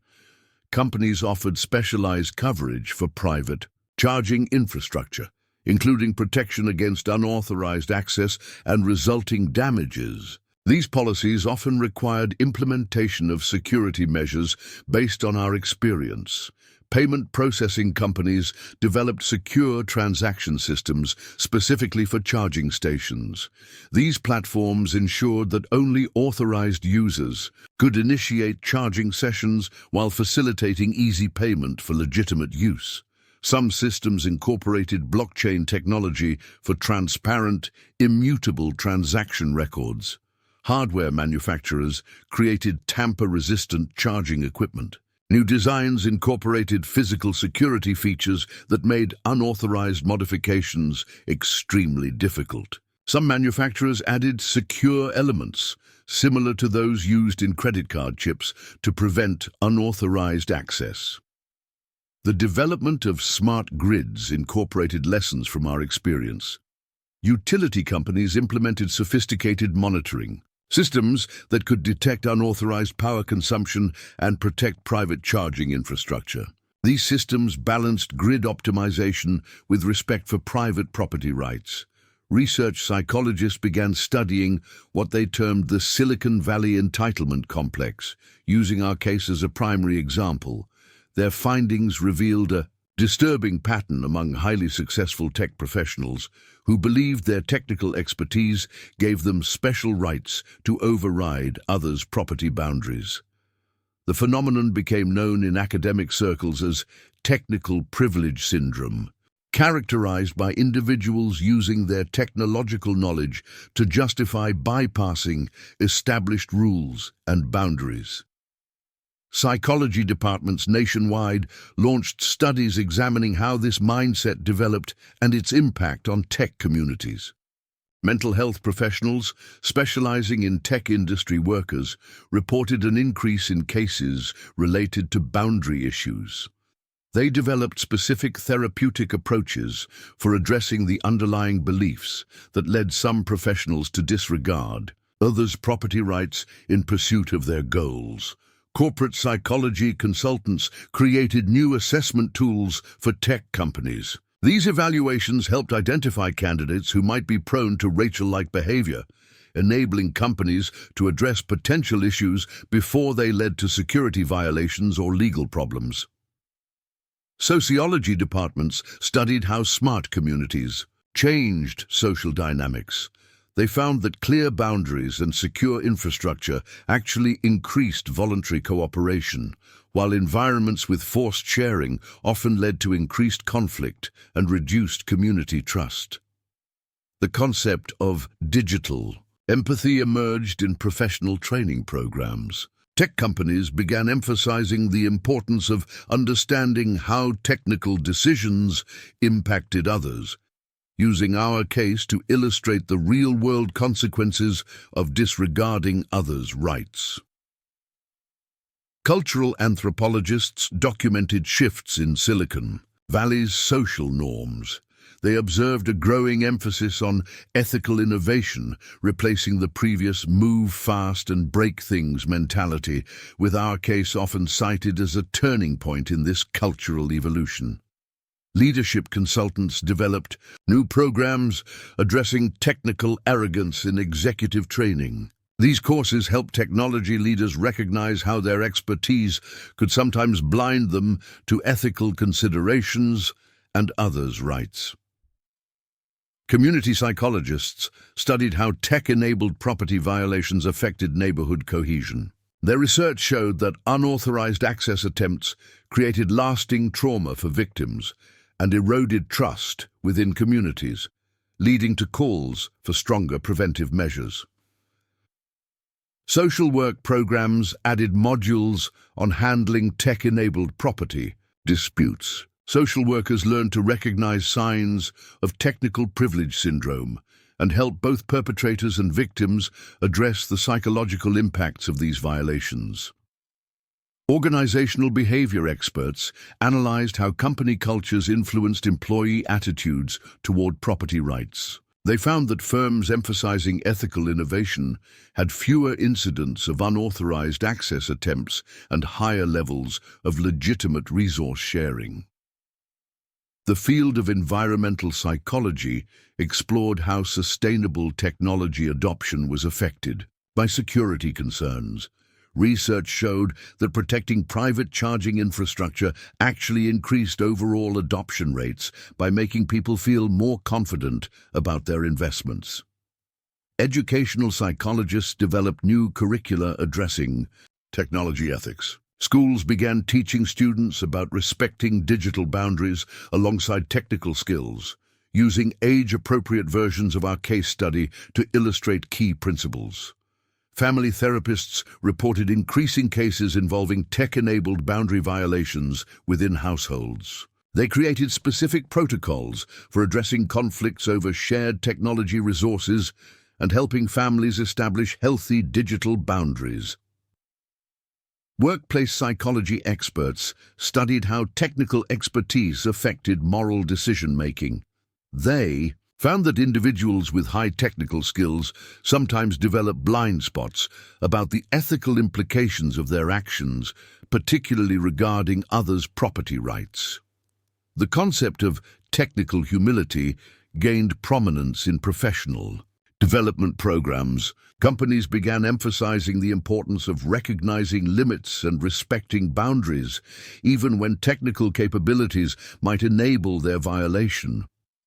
Cross-cultural psychologists examined how different societies approach technology and property rights. Their research revealed varying cultural attitudes toward resource sharing, but consistent negative reactions to unauthorized access attempts.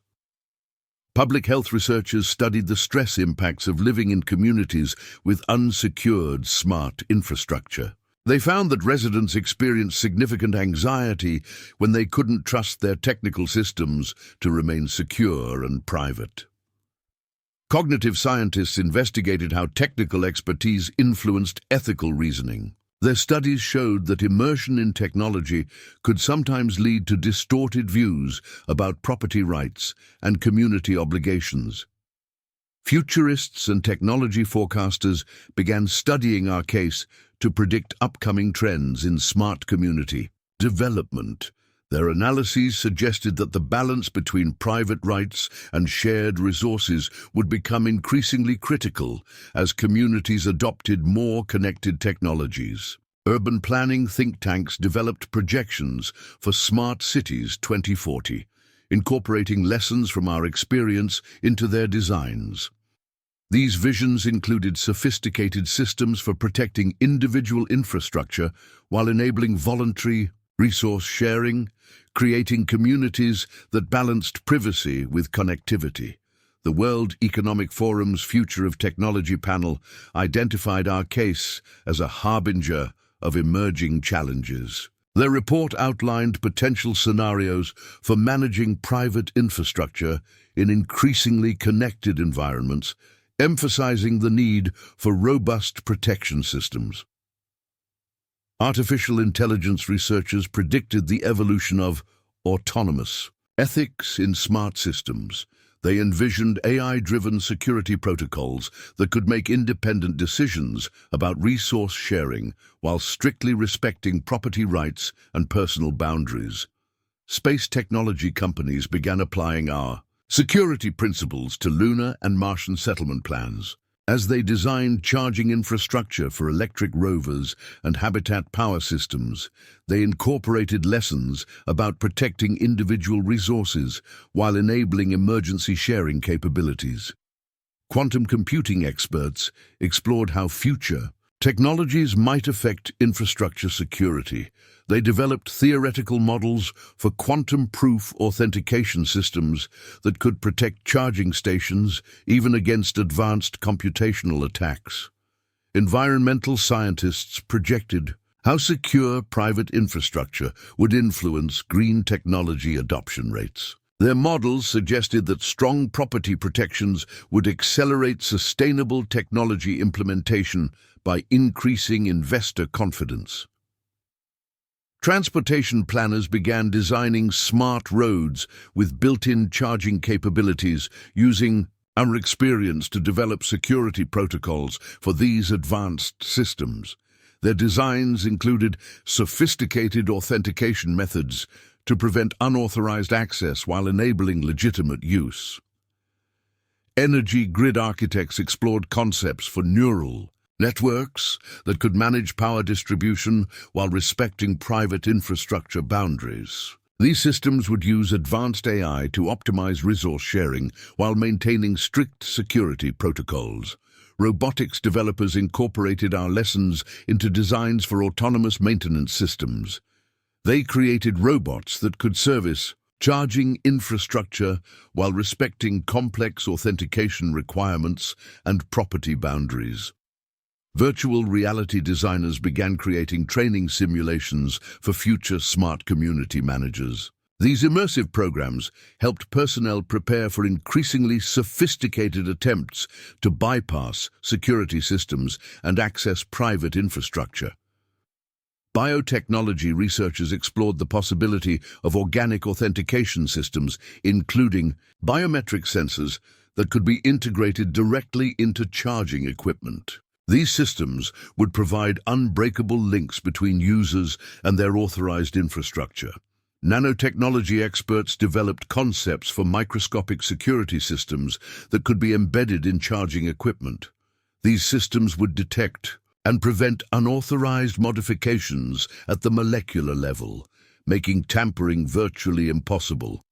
Climate change researchers studied how secure private infrastructure might influence adaptation strategies. They predicted that protected charging networks would play crucial roles in maintaining resilience during extreme weather events and power disruptions.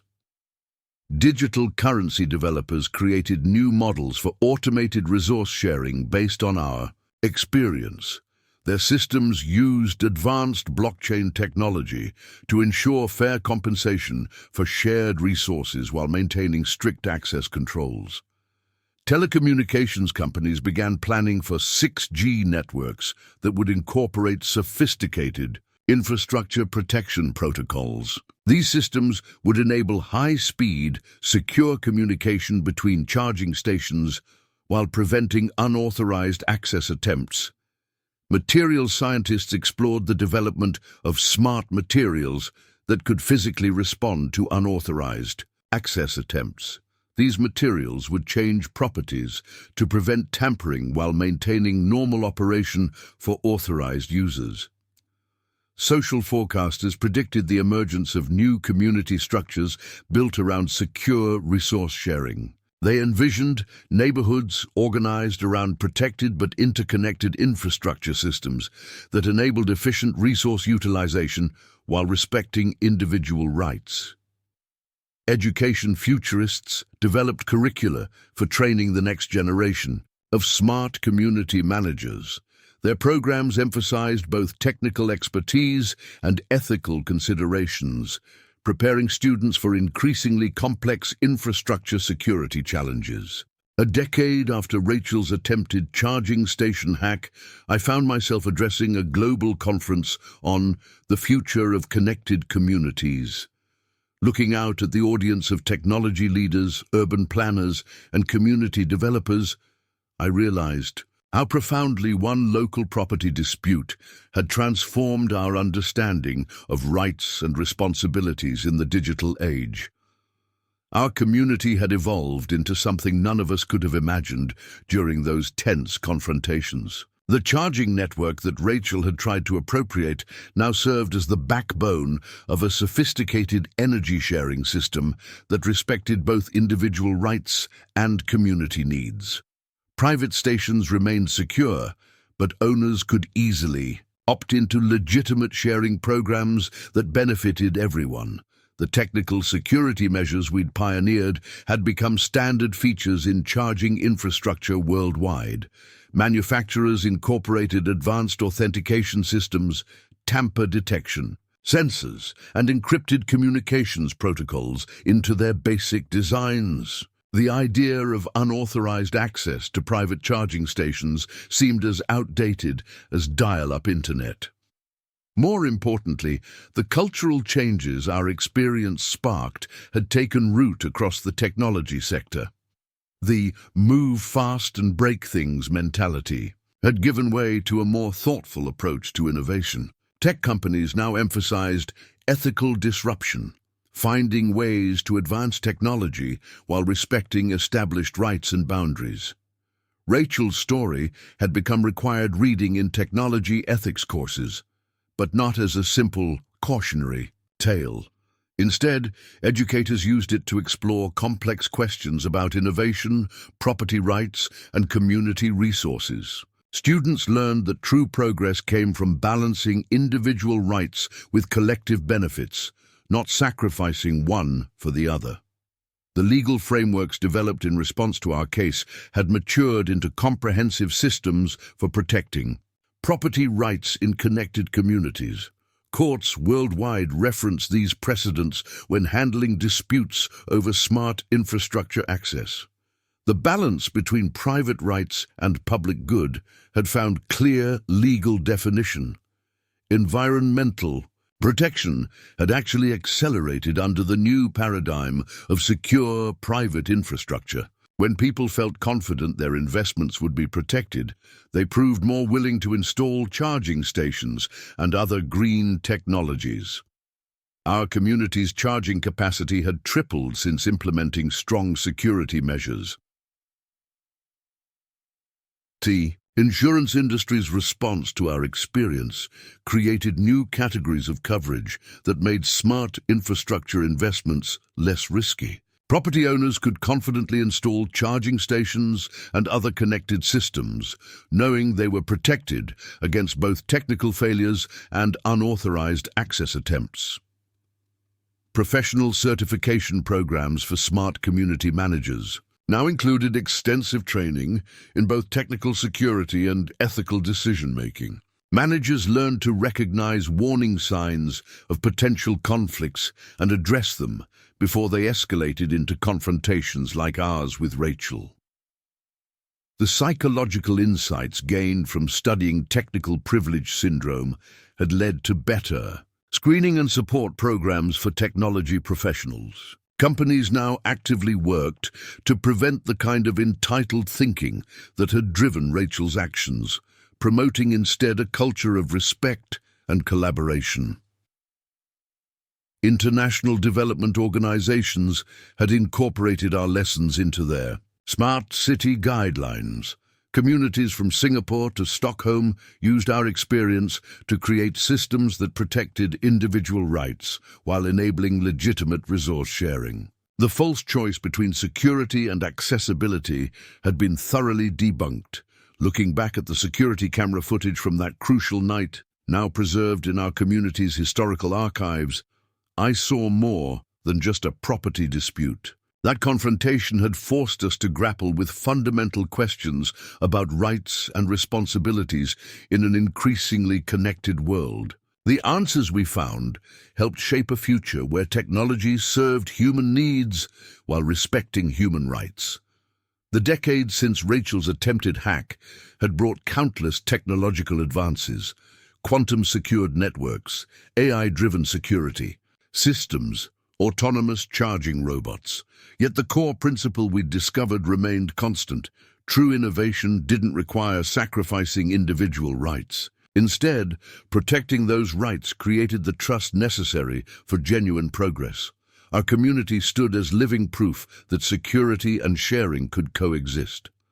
Private charging stations remained private, but voluntary sharing programs flourished. Residents felt confident investing in new technology, knowing their rights would be respected. The result was a more connected, more sustainable community built on trust rather than coercion. The most unexpected outcome of our community's experience emerged 15 years after Rachel's attempted charging station hack. A prominent tech industry leader contacted me about a surprising discovery. Rachel's daughter had become a leading advocate for ethical technology development. Maya Chen, now a graduate student at MIT, had chosen to study the intersection of property rights and technological innovation, specifically because of her mother's actions. She'd developed a groundbreaking framework for evaluating new technologies' impact on individual rights, drawing direct inspiration from the incident that had shaped her teenage years. During a TED Talk that went viral, Maya openly discussed how watching her mother's actions and subsequent transformation had influenced her perspective on innovation. I learned early that technical capability doesn't equal ethical right, she explained to the audience. My mother's mistake became my motivation to ensure technology serves humanity without compromising individual dignity. Her research project, The Ethics of Access, Protecting Rights in Connected Communities, had attracted attention from major technology companies and policymakers. She developed sophisticated algorithms that could predict potential conflicts between new technologies and existing property rights, helping developers avoid the kind of issues that had led to our confrontation. Rachel herself had undergone a profound transformation that few could have predicted. After successfully rebuilding her career in legitimate charging network development, she'd become a sought-after speaker on corporate ethics. Her presentations, titled From Entitlement to Enlightenment, offered raw, honest accounts of how technical expertise had blinded her to ethical considerations. Our community's charging network had evolved in ways we never anticipated. The security systems we'd implemented had become a testing ground for experimental energy-sharing technologies. Researchers from leading universities regularly visited to study how our protection measures had actually encouraged innovation by creating a foundation of trust. The documentary filmmaker who had covered our story years earlier returned to create an unexpected sequel. Instead of focusing on conflict, the new film explored how protecting individual rights had paradoxically led to more effective resource sharing. Our community's charging network now handled 3 times the capacity of forced sharing systems, all while maintaining strict security protocols. The psychological concept of technical privilege syndrome had evolved into a broader field of study. Researchers discovered that addressing these attitudes early in technical education could prevent the kind of entitled thinking that had driven Rachel's actions. Universities now included specific coursework on technical humility and respect for boundaries. An unexpected partnership emerged between our HOA and Rachel's legitimate charging network company. They collaborated on developing new protocols for secure resource sharing, turning former adversaries into allies in the push for ethical innovation. Their joint presentations at technology conferences drew large audiences eager to learn from their experience. Maya's research had revealed another surprising finding. Communities with strong property protections actually showed higher rates of voluntary resource sharing. When people felt confident their rights would be respected, they proved more willing to participate in legitimate sharing programs. This security paradox became a central principle in smart community development. The legal precedents established by our case had influenced technology law in unexpected ways. Courts now regularly cited the GreenView principle when evaluating disputes between innovation and property rights. The principle held that protecting individual rights actually accelerated technological progress by building necessary trust. Local schools had developed unique programs bringing together students interested in technology and ethics. They used our case study to spark discussions about innovation and responsibility, helping young technologists understand the importance of balancing capability with consideration for others' rights. The technical security measures we'd pioneered had found applications far beyond charging stations.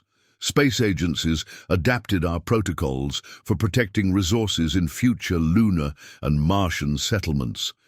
The same principles that had secured our charging network were being considered for managing limited resources in extreme environments. Perhaps most surprisingly, our experience had influenced the development of artificial intelligence ethics. Researchers working on autonomous systems referenced our case when designing AI decision-making protocols that respected property rights, while optimizing resource utilization. The balance we'd struck between security and sharing became a model for machine learning systems. 20 years after that fateful night, when Rachel attempted to hack my charging station, I stood in front of my old home, preparing to hand over the keys to its new owners. The young couple purchasing the property were particularly interested in its historical significance as the site where modern smart community security standards were born. As I gave them a final tour, I noticed how much had changed, yet remained fundamentally the same. The charging station that had sparked so much conflict now looked almost quaint compared to current technology. But the principles we'd established for protecting it had endured. The new owners would inherit not just a piece of property, but a piece of history that had helped shape our digital age. The timing of the sale coincided with a remarkable event. The International Conference on Smart Infrastructure Security had chosen our community for their 20th anniversary gathering. Delegates from around the world walked the same paths where Rachel and I had once confronted each other, studying how our local dispute had triggered global changes in how we approach technology and property rights. During the conference's opening ceremony, I found myself sharing the stage with an unexpected co-presenter, Rachel's daughter Maya, now a leading figure in ethical technology development. Her research institute had recently published groundbreaking work on generational learning in tech ethics, using her family's story to illustrate how past mistakes could inspire future improvements. The conference highlighted how our experience had influenced developments we could never have imagined. Space agencies discussed adapting our security protocols for lunar bases. Quantum computing experts explained how our basic principles informed their work on next-generation protection systems. Environmental scientists revealed how secure private infrastructure had accelerated sustainable technology adoption worldwide.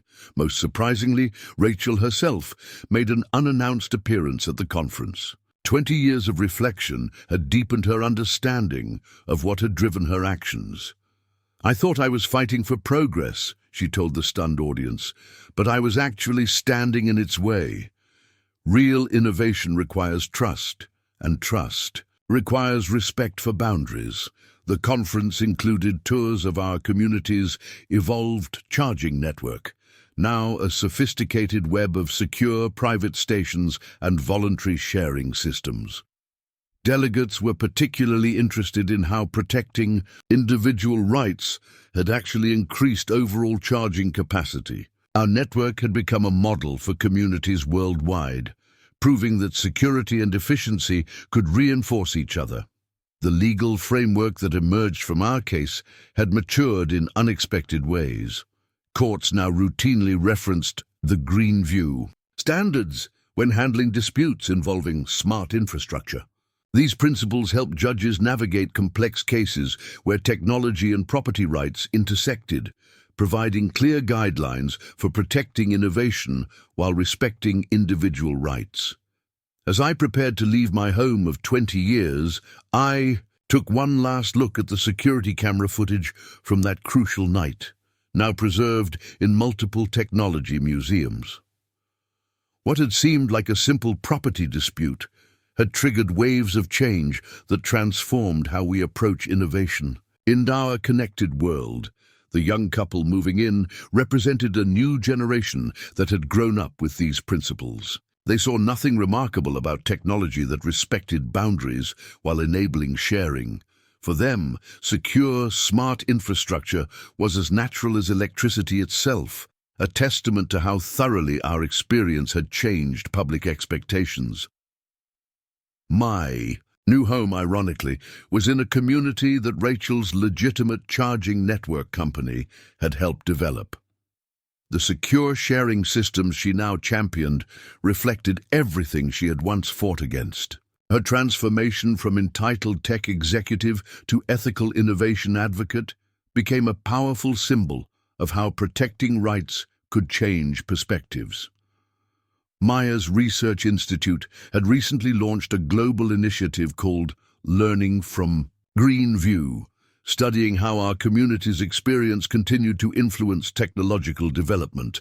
Their findings showed that regions adopting our security principles saw faster innovation and higher adoption rates for new technologies, definitively proving that protection and progress went hand in hand. As I handed over the keys to my old home, I reflected on how a simple charging station dispute had sparked 20 years of transformation. The principles we'd discovered, that innovation requires respect for rights, that security enables sharing, that protection accelerates progress, had become fundamental to how we approach technology in our connected world. Up next, you've got two more standout stories right on your screen. If this one hit the mark, you won't want to pass these. Up, just click and check them out.